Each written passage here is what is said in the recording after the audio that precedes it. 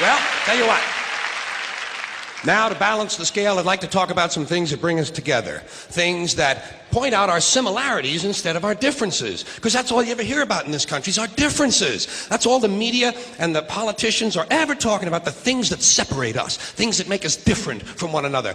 That's the way the ruling class operates in any society. They try to divide the rest of the people. They keep the lower and the middle classes fighting with each other so that they, the rich, can run off with all the fucking money. Fairly simple thing, happens to work. You know, anything different, that's what they're going to talk about. Race, religion, ethnic and national background, jobs, income, education, social status, sexuality, anything they can do, keep us fighting with each other so that they can keep going to the bank. You know how I describe the economic and social classes in this country? The upper class keeps all of the money, pays none of the taxes. The middle class pays all of the taxes, does all of the work. The poor are there just to scare the shit out of the middle class. Keep them showing up at those jobs. So stirring up the shit is something I like to do from time to time, but I also like to know that I can come back to these little things we have in common, little universal moments that we share separately, the things that make us the same. They're so small we hardly ever talk about them. Did you ever look at your watch and then you don't know what time it is? And you have to look again, and you still don't know the time. So you look a third time, and somebody says, "What time is it?" You say, "I don't know." Do you ever notice how sometimes all day Wednesday, you keep thinking it's Thursday? And it happens over and over all day long. And then the next day, you're all right again. Do you ever find yourself standing in one of the rooms in your house and you can't remember why you went in there?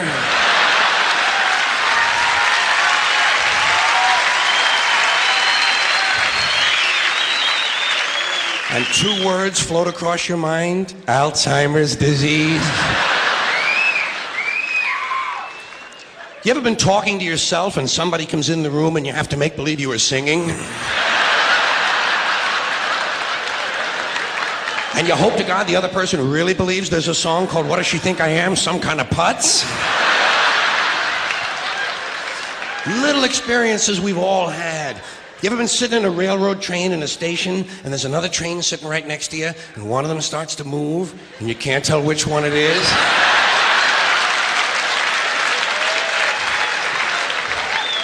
How about when you're out on a small boat on a windy day? You ever been out rocking back and forth for 3 or 4 hours trying to keep your balance? Rough seas, little boat. Then you get back into the shore and you're standing on the dock and you could swear there was something inside of you that was still out there rocking. Did you ever try to pick up a suitcase you thought was full, but it wasn't? And you go, "Doo?" And for just a split second, you feel really strong. How about when you're looking through a chain link fence? Do you ever notice if you're just the right distance from a chain link fence, sometimes it seems to go, "What is that? How do they do that?" Do you ever try to tell somebody they have a little bit of dirt on their face? You can never get them to rub the right spot, can you? Say, "You got a little bit of dirt right here." They always go, "Where? Here?" And you just want to slap the bastard.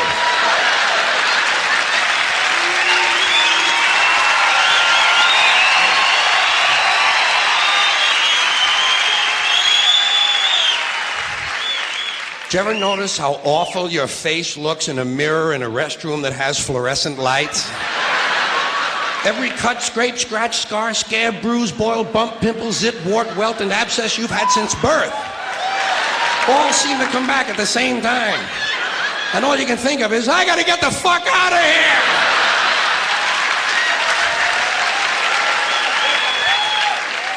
Do you ever notice sometimes when you're walking with your arm around your date, one of you has to change the way you're walking? Men and women don't walk the same. One of them has to change. Either the man has to walk like this,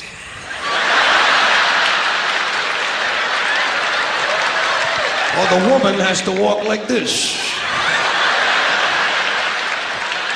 "Joey, how are you?"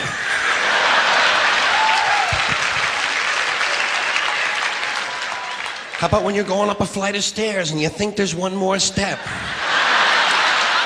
And you go... And then you have to kind of keep doing that, you know? So people will think it's something you do all the time. I do this all the time. It's the third stage of syphilis.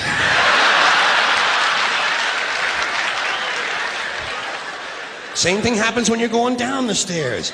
You could swear there was one more step. Holy shit. My hips are in my chest.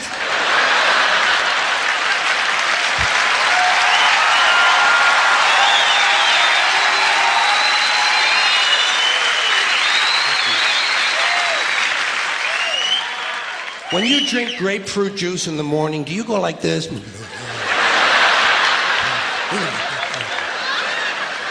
I do too. Why do we drink it? It's like ice cream throat.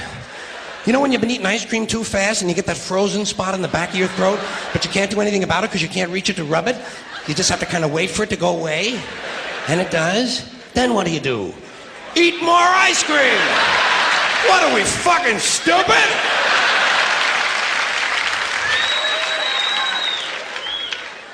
Did you ever fall asleep on a late afternoon and wake up after dark and you don't know what goddamn day it is?